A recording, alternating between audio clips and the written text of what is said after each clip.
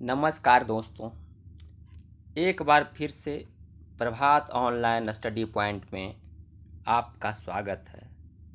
दोस्तों, मेरे द्वारा जो झारखंड श्रृंखला चलाई जा रही है, आज उसमें 30वां सेट दिया जा रहा है, जो बैगा, बंजारा और बिरजिया जनजाति से संबंधित है। यह झारखंड के सभी परीक्षाओं के लिए अति महत्वपूर्ण है। मेरे चैनल पर जो नए हैं, कृपया चैनल को सब्सक्राइब कर लें और सब्सक्राइब बटन दबा दें ताकि हर अप टू डेट आपको समय पर मिलता रहे। और जो पुराने हैं वो एक लाइक ज़रूर कर दें। चलिए दोस्तों, प्रश्न की ओर चलते हैं। तो आज का पहला प्रश्न है, बैगा जनजाति किस प्रजातीय समूह से संबंधित है?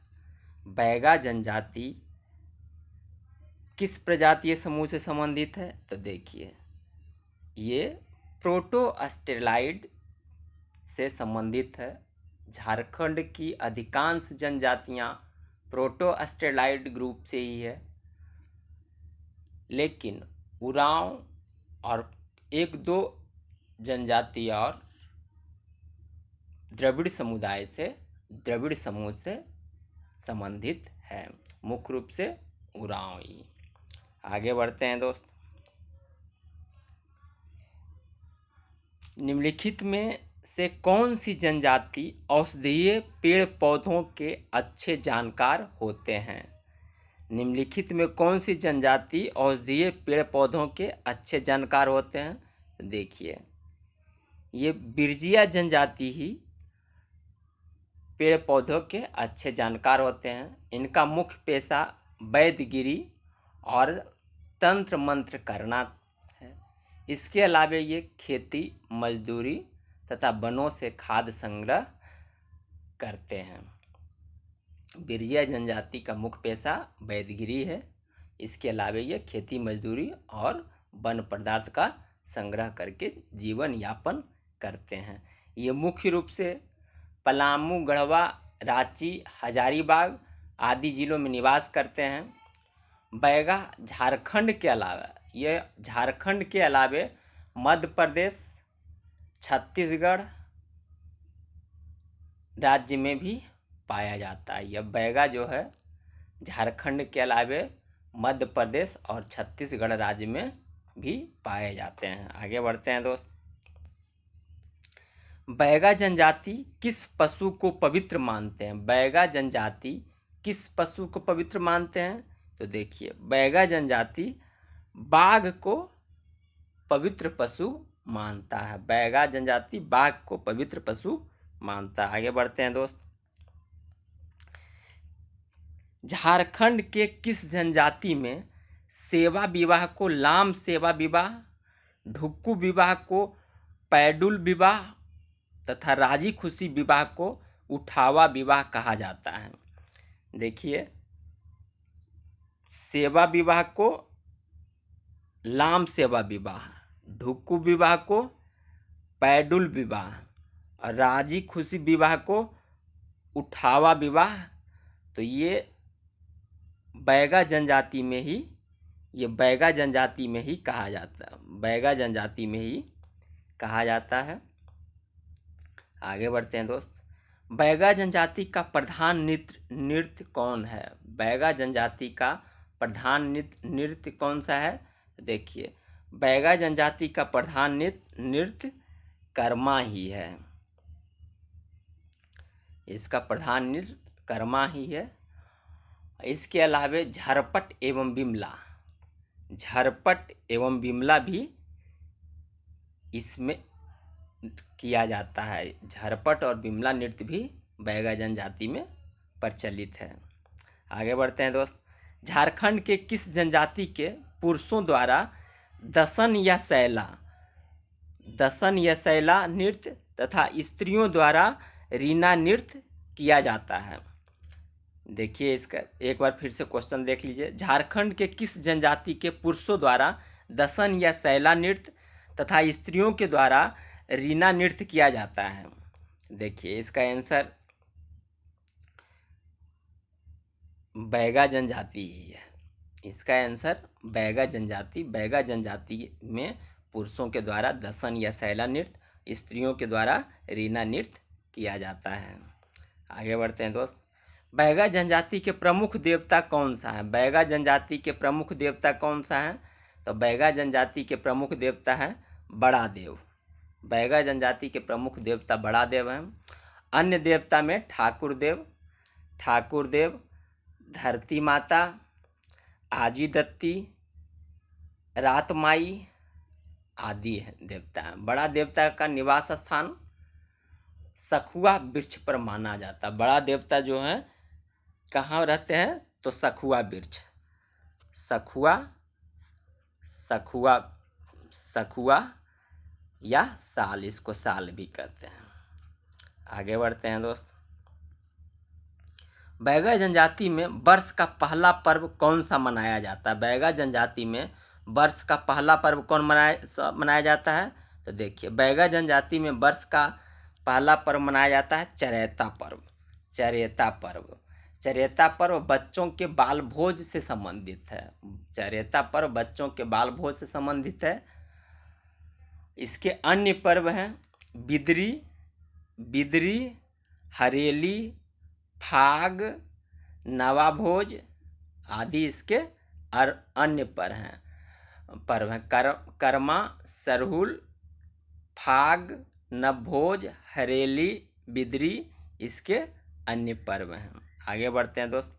बैगा जनजाति में प्रत्येक 9 वर्ष पर जो पर्व मनाया जाता है उसे क्या कहा जाता है? बैगा जनजाति में प्रत्येक 9 वर्ष पर जो पर्व मनाया जाता है उसे क्या कहते हैं?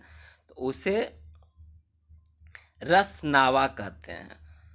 बैगा जनजाति में प्रत्येक 9 वर्ष पर रस नावा नामक पर्व मनाया जाता है।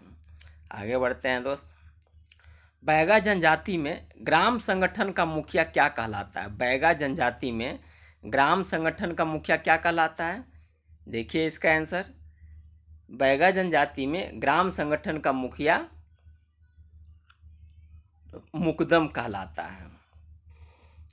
सयाना और सिक्खे जो है मुकदम के सहयोगी हैं। सयाना एवं सिक्खे मुकदम के सहयोगी होते हैं। चारीदार, यहाँ चारीदार भी होता है, ये संदेश वाहक का काम करता है। चारीदार संदेश वाहक का काम करता है। यह मुखिया के निर्णयों को ग्रामीणों तक पहुंचाता है और ग्रामीणों के समस्याओं को मुखिया तक पहुंचाता है।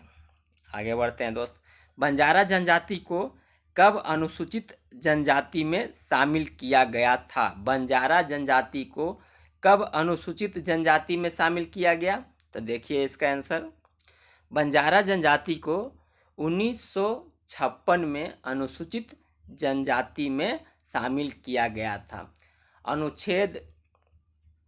अनुच्छेद 342, याद रखिएगा, अनुच्छेद 342 के तहत राष्ट्रपति के द्वारा अनुसूचित जाति का दर्जा प्रदान किया जाता है। राष्ट्रपति के द्वारा आर्टिकल 342 के तहत अनुसूचित जाति को परिभाषित किया गया है और इसी के तहत किसी भी जाति को अनुसूचित जाति में राष्ट्रपति सूचीबद्ध करता है। आगे बढ़ते हैं दोस्त।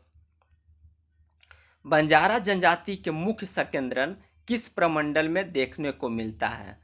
बंजारा जनजाति का मुख्य संकेंद्रण संथाल परगना प्रमंडल में देखने को मिलता है। वैसे यह घुमक्कड़ खाना बदोश जनजाति है और यह झारखंड के सभी क्षेत्रों में पाए जाते हैं, लेकिन इसका मुख्य संकेंद्रण संथाल परगना के राजमहल और दुमका, संथाल परगना के राजमहल और दुमका वाले क्षेत्र में, राजमहल एवं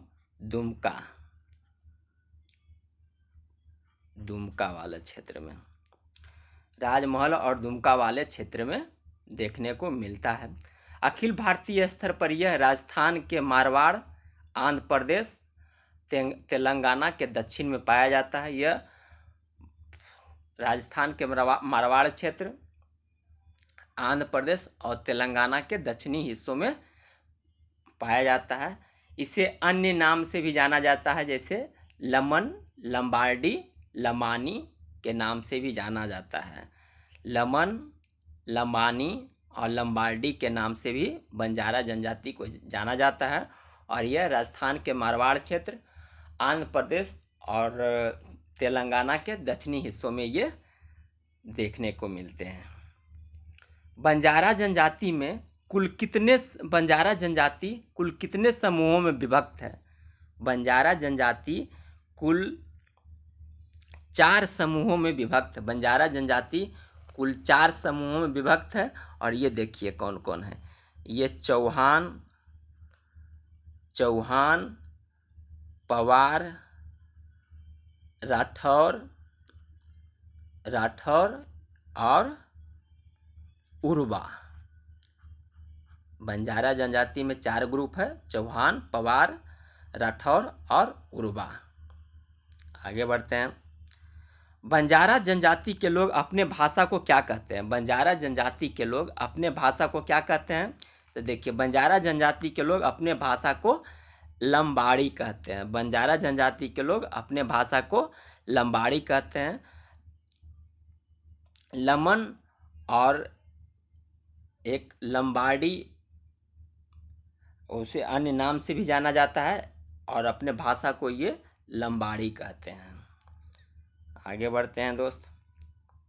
बंजारा समाज में वैसे तो गोत्र नहीं पाया जाता है। बंजारा समाज में वैसे तो गोत्र नहीं पाया जाता, किंतु कुछ लोग अपने को किस गोत्र से जोड़ते हैं? तो देखिए, बंजारा समाज के कुछ लोग अपने को कश्यप गोत्र से जोड़ते हैं। अपने को कश्यप गोत्र से जोड़ते हैं।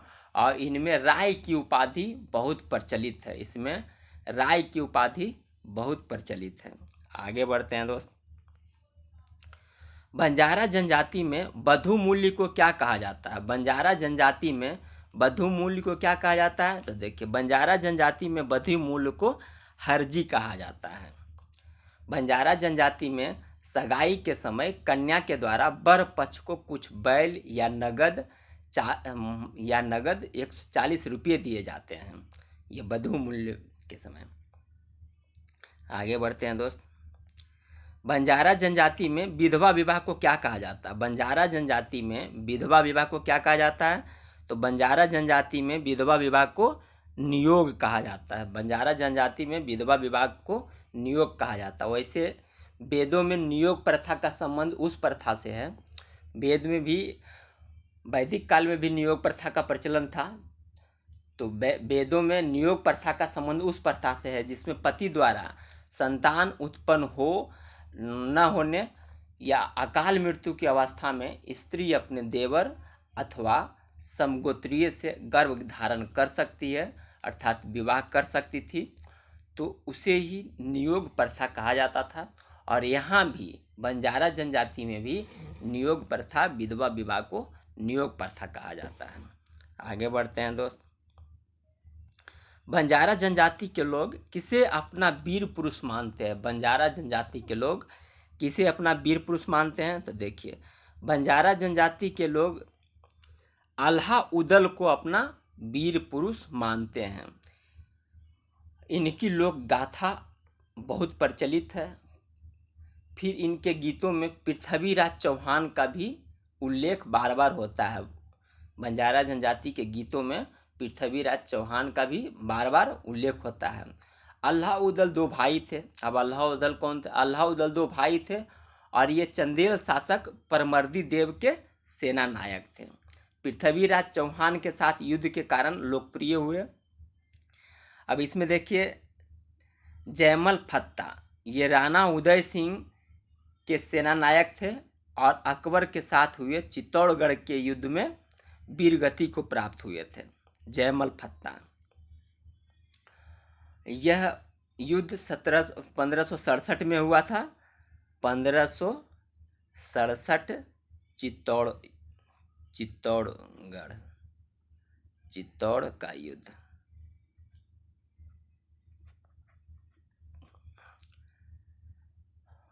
अकबर इनकी वीरता से प्रभावित होकर आगरा के किला के प्रवेश द्वार पर इनकी मूर्ति भी स्थापित करता है। ये जयमल फत्ता। अब चांद भैरव भी इसमें, तो चांद भैरव के बारे में आप जानते ही होंगे, इसमें बहुत पहले बताया गया था चांद भैरव के बारे में, संथाल विद्रोह से जुड़े हुए हैं। आगे बढ़ते हैं दोस्त। बंजारा जनजाति के आराध्य देवी कौन है? बंजारा जनजाति के आराध्य देवी कौन है? तो देखिए, बंजारा जनजाति के आराध्य देवी बंजारी देवी हैं। बंजारी देवी बंजारा जनजाति के आराध्य देवी हैं। और इसमें दशहरा, दीपावली, होली, जन्माष्टमी, नागपंचमी, महाशिवरात्रि, रामनवमी आदि इनके प्रमुख त्यौहार हैं। और इनका लोक नृत्य है दंड खेलना। दंड खेलना इनका लोक नृत्य है। दंड खेलना, दंड खेलना इनका लोक नृत्य है। लोक नृत्य है। आगे बढ़ते हैं। पेशा की दृष्टि से बंजारों को कितने वर्गों में बांटा गया है? पेशा की दृष्टि से बंजारों को कितने वर्ग में बांटा गया है? तो देखिए, पेशा की दृष्टि से बंजारों को 3 वर्गों में बांटा गया है। पेशा की दृष्टि से इसे 3 वर्गों में बांटा गया है, जिसमें एक वर्ग है भिक्षुक वर्ग, जिसे गुलगुलिया कहते हैं। भिक्षुक वर्ग, गुलगुलिया कहते हैं। दूसरा है सॉरी दोस्तों, पेशेवर बंजारा।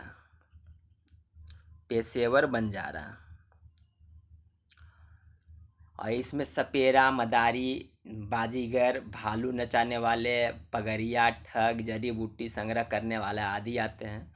और एक वर्ग है आपराधिक वर्ग। तीसरा है आपराधिक वर्ग।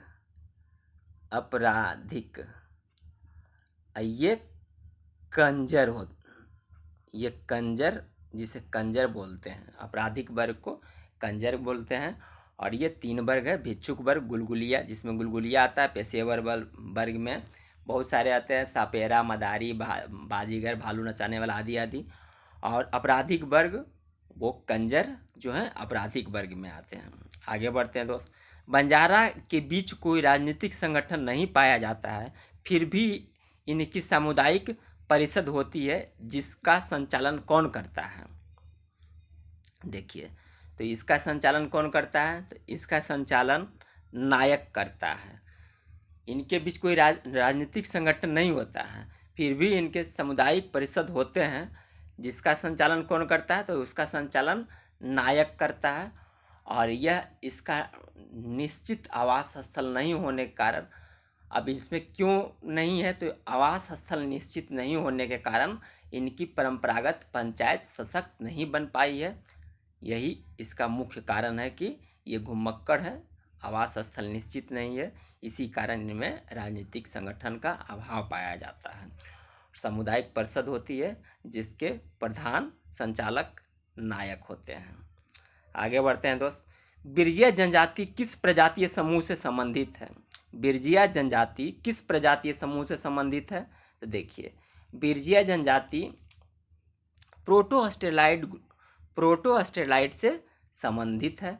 यह मुख्य रूप से लातेहार के बरवाडीह, गारू, महुआटाड़, बालूमाथ प्रखंड में, गढ़वा के भंडारिया, गुमला के बिशनपुर, रायडीह तथा लोहरदगा के सेन्हा और किस्को प्रखंड में पाए जाते हैं। लातेहार, गुमला, लोहरदगा, ये 3 जगह पे मुख्य रूप से पाया जाता है, और उसमें भी इसके कुछ प्रखंडों में। आगे बढ़ते हैं दोस्त। बिरजिया जनजाति अपने को किसका वंशज मानते हैं? बिरजिया जनजाति के लोग अपने को किसका वंशज मानते हैं? तो देखिए, बिरजिया जनजाति के लोग अपने को पुंडरीक नाग का वंशज मानते हैं। ये अपने को पुंडरीक नाग का वंशज मानते हैं। आगे बढ़ते हैं।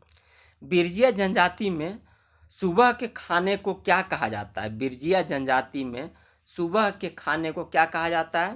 तो देखिए, बिरजिया जनजाति में सुबह के खाने को लुकमा कहा जाता है। सुबह के खाने को लुकमा कहा जाता है।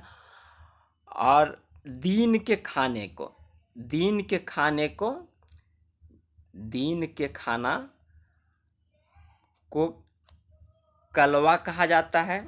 और रात के खाना को रात के खाने को बियारी कहते हैं। और इसमें एक और ऑप्शन है बोथा, तो बोथा हड़िया कहलाता है। आगे बढ़ते हैं दोस्त। बिरजिया जनजाति के सामाजिक व्यवस्था के अनुसार कुल कितने भागों में बांटा गया है? बिरजिया जनजाति को सामाजिक व्यवस्था के अनुसार कुल कितने भागों में बांटा गया है? तो देखिए, इसे कुल 4 भागों में बांटा गया है। अब इसमें सॉरी दोस्त, 2 भागों में, इसे 2 भागों में बांटा गया है, 4 में नहीं, 2 भागों में बांटा गया है। सिंदूरिया और तेलिया बिरजिया। कौन कौन? सिंदूरिया और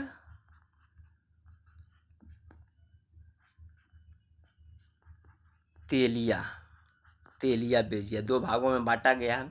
सिंदूरिया बिरजिया में विवाह में सिंदूर का प्रयोग किया जाता है, जबकि तेलिया बिरजिया में विवाह में तेल का प्रयोग किया जाता है और इसमें बहुविवाह प्रचलित है। आगे बढ़ते हैं दोस्त। तेलिया बिरजिया कितने उपभाग में विभक्त हैं? इसके पहले बता चुके थे कि बिरजिया 2 भागों में विभक्त है, सिंदूरिया और तेलिया।